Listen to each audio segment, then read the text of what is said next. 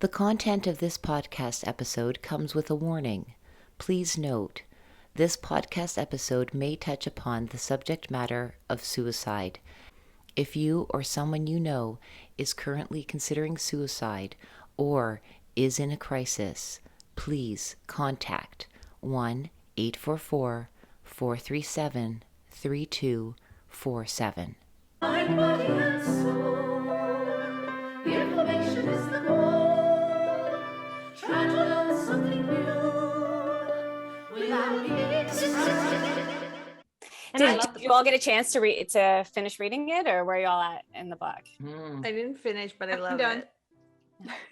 Yeah, I ate it Never all up. finish on It was time. great. I think you finished Kara before like last episode. Oh yeah, I think you're already couldn't. done. Yeah. I couldn't get enough. It was such a great distraction to doing all the other things on life's to-do list. I was like, I could just, read a little bit more and then get back to the to-dos. Yeah, it was fantastic. Yeah.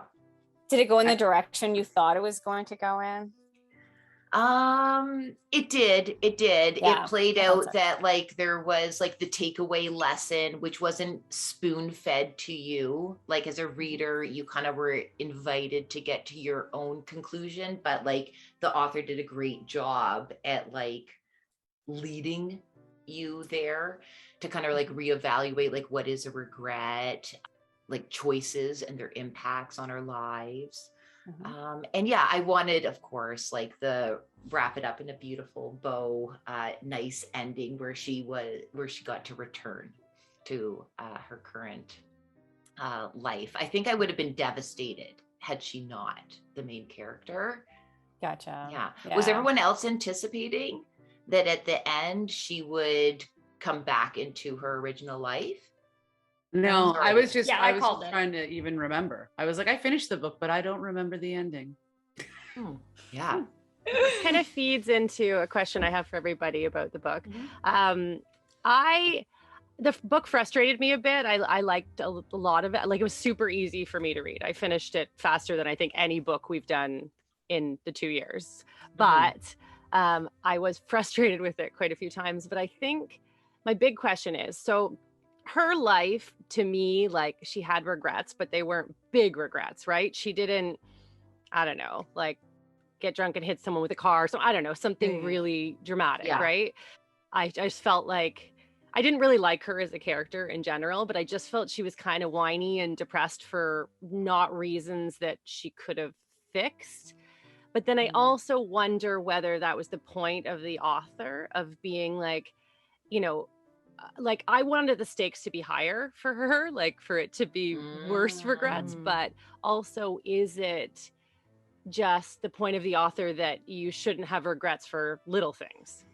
And that's my question to everybody. I think that's kind of the point where it wasn't nothing, not everything in her life was like a complete loss. It was more about her perspective. And I think that's kind of what the book is telling you, is that perspective is more important, especially for her, who didn't really have that bad of a life. Like her life was just fine, but her perspective needed to change.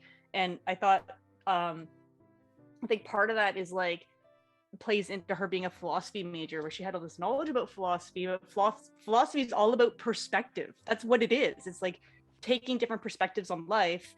And even though she understood, like she understood the philosophy a little bit, she wasn't applying it. And I think that's part of it, like why she was presented as a philosophy major and a very knowledgeable person and knew all these things, but hadn't figured out kind of like the meaning of them or how they fit in, how they applied to her. Like she was often looking outwards. I mean, that's how she started, always looking outwards. Like, what did I not do? And how do people perceive me, rather than looking inwards? Whether she's likable or not, like it kind of like, you could still see, yeah, maybe you should just return. Maybe it's not so bad. But if her life was already terrible, like what if it was the worst path? Then, I mean, yeah, you'd want her to take any other path, right? Like, I agree. Would she end up at the library? Would she even end up at the library? If everything she'd done was just a terrible, terrible mess? To have that different mindset, that perspective you're talking about, because I agree with you. I think it was more about someone's mindset into the choices they make in their life. And then in the end, she talks about how her life was lived for other people and their dreams for her. And so what she was going to start doing now is living for herself. So I thought that was a really nice message as well, is that to change your perspective and also to live your own life and not the dreams your dad has for, you know, being a swim star, or your brother has for you being, you know, a rock star in a emerging rock band, and, you know, that sort of thing. So I thought that was interesting. I also agree that I found her frustrating too. I mean, there was certain things, like she did seem quite whiny in some things, and not making some changes in her life, like with her friend, you know, Lizzie. The fact that she's like, I thought she could have maybe fostered that relationship a little bit more as well, instead of just kind of taking a back seat. So yeah, so her parts of that frustration definitely fell on me as well. But. Book interrupted. My interruption is getting out of bed. They're taping today, and I closed last night at the restaurant, and so I'm laying in bed, and I got up I woke up about 40 minutes ago, and I'm like, oh, I just want to sleep a little longer, and a little longer, and then now it's 19 minutes before I'm supposed to be ready and filming, and I'm still in bed. But I'm gonna get out of my chair. Book interrupted. Maybe if they had spent, or he had spent more time in the early part of the book, in her first life or her true life or whatever we're calling it, like they do mention that she's taking antidepressants, but if they'd spent more time in her developing what her depression, like she had some situational depression, and then she maybe, you know, if you're a depressive person, all the little things are too much. So any action is probably too much, like getting out of bed, moving forward in any, like if she had talked about how that depression feels or something, maybe they could have developed that, like, instead of being a whiner, like she's really not mentally well, clearly. Like she's pretty sick, and like she can't just have a better mindset. Like she's going to need some fucking help. Oh, absolutely. You know? Yeah. I agree with you, because the way that we as readers start the book is we're already on the countdown 19 hours before, and it wasn't fleshed out enough. Like I found as a reader, we didn't get into understanding the main character, Nora. That developed over the course of the book, whereas you're right, maybe the impact and our level of like our ability to understand why she perceived she needed to end it all. Maybe that the higher stakes could have been inviting us in sooner to what is her POV, what is life like for her? Because when it happened, like so early on, at first I was just kind of like, whoa, how did we get here already? Like, is it that bad? Whereas if it was, probably feels that bad to her. It probably but we didn't know that as a reader. He didn't develop the feeling, like there's probably some pretty articulate, I'm not a writer, but like you could get pretty articulate on how it feels to be depressed. Like to reach out to Izzy, it feels even like you wouldn't know, you don't even know how to start your day, let alone rekindle a friendship. Yeah. So, right. Like she thinks she's got to rekindle this friendship with Izzy, but maybe Izzy's just busy. And the only reason she thinks there's something wrong with the friendship is that she hasn't heard from her in like a week. But maybe Izzy just got food poisoning or something, right? Like when you're in that mindset, you're like, oh, he hates me. She doesn't like me anymore because I'm a terrible person, right? Like she's, you know, you interpret different things around you differently. That one regret, that was probably one of the journeys I liked the least, is when she was in Australia and what happened as well to her best friend, how she died a month after she got there. Like I didn't love, that was probably my least favorite of the journeys into her regrets as well. But her weird roommate. I kind of wonder about video games all day. Video games all day. She should have like embraced it though. We're like, this is not so bad. That's not so bad. Like you're in Australia, you spent your morning in a lap pool in Australia, and then you walked home and so you got a lazy roommate. We've all been there. Like, I'm gonna try to not be disappointed so I can stay in this life for a while before going back to the library. Like, maybe getting where you fit in, girl. It's like being on vacation. Does I wonder about like her, so she, you know, she when she finally goes back to life or whatever, and eventually the library will fade, like, is her lesson going to fade as well? Like, is she kind of doomed to go back? Because like, it's part of it is, I mean, sure, she's like, oh, perspective, but I mean, you have your personality and your tendencies and stuff, and she obviously tends towards depression, right? For whatever reason. And I know they say it's situational depression, but you know, there's also a certain amount of you know, uniqueness that some people are more sensitive and they go into, that happens to them more often or whatever. So some part of me wondered, like, okay, it tied it all up neat with a bow at the end, but is that really the end? Will she tend to move back to her natural tendencies once she forgets about the library, or will that remain? I don't know. Those are great questions. Yeah. I don't know. And then you feel bad for her, right? I know. And then we start it all over again. I don't know. I mean, good question, right? Like with people's natural personality tendencies, and also just human nature, right? Just falling back and kind of forgetting about big impactful life lessons. You kind of forget about it sometimes. So yeah, it's interesting. Yeah. Do they say whether or not she remembers this all happening? She'll remember it first, and then it'll start to fade, and then she'll just, Did you guys to talk about, because like in like fiction versus nonfiction, right? Like, it's obviously a fiction book, and so if we just take it as entertainment, then I like that it starts at the countdown. Like, that's what immediately pulled me in. But to all of your previous points, and then now we transition over to like reality.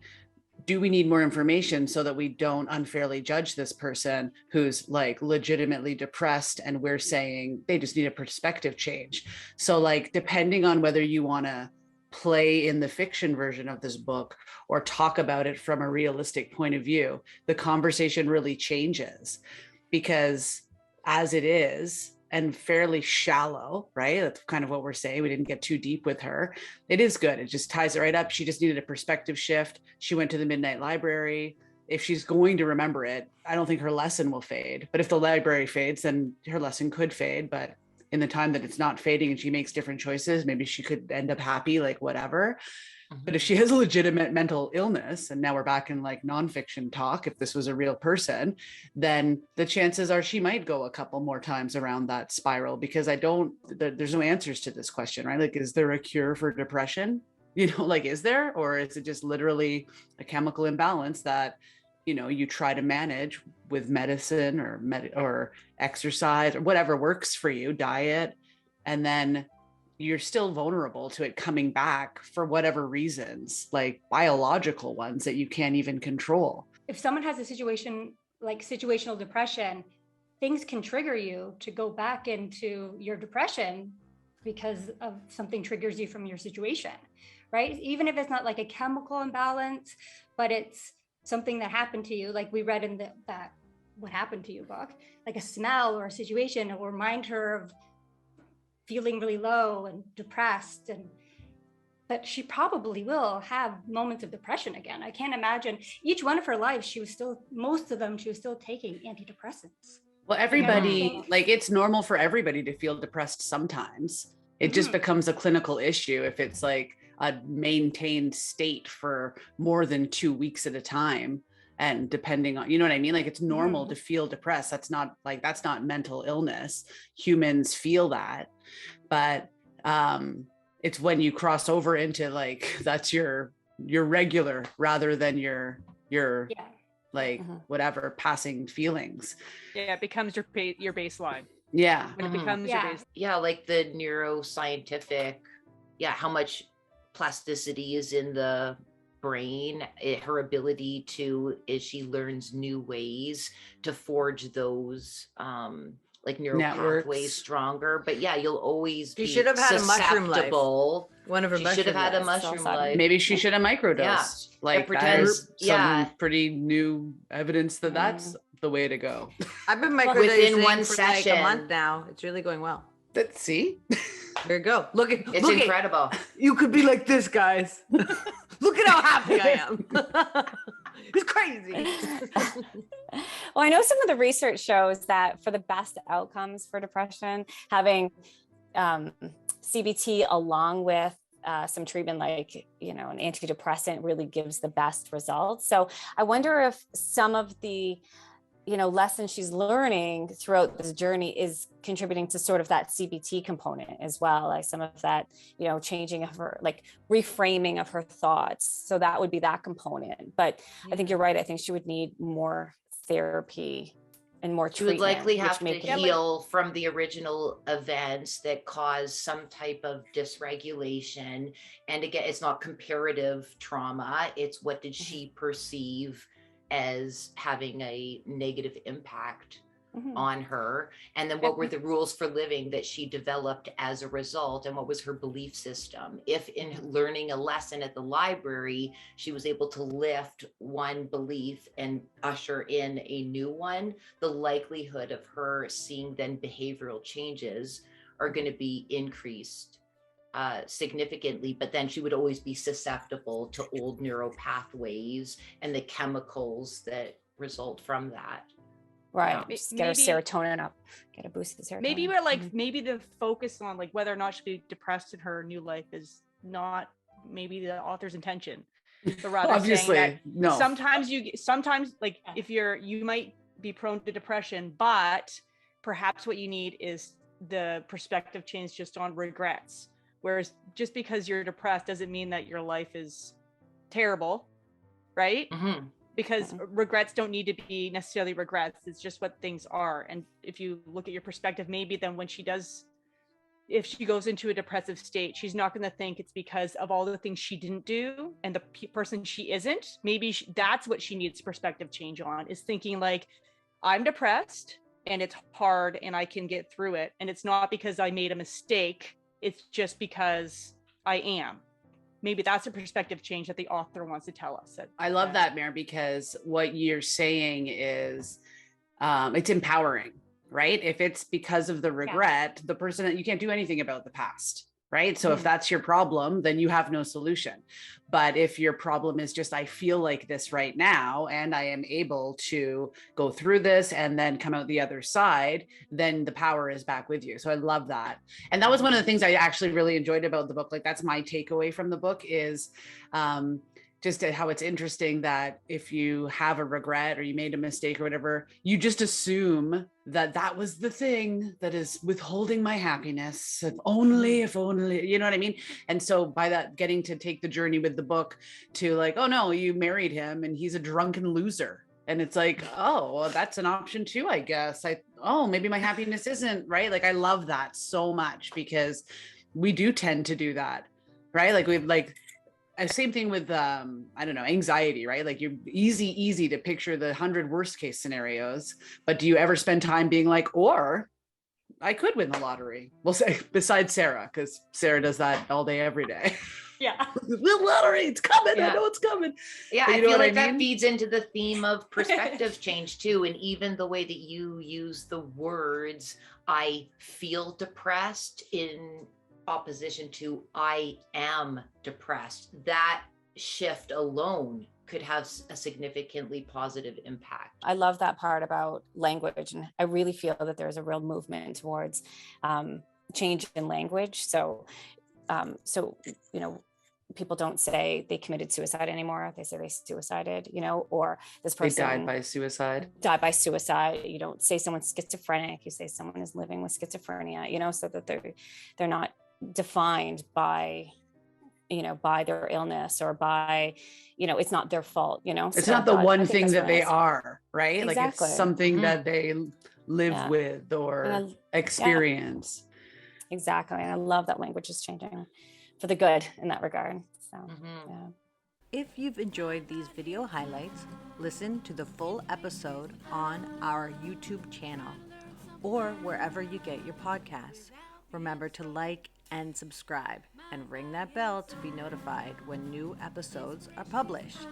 Find out more by going to www.bookinterrupted.com.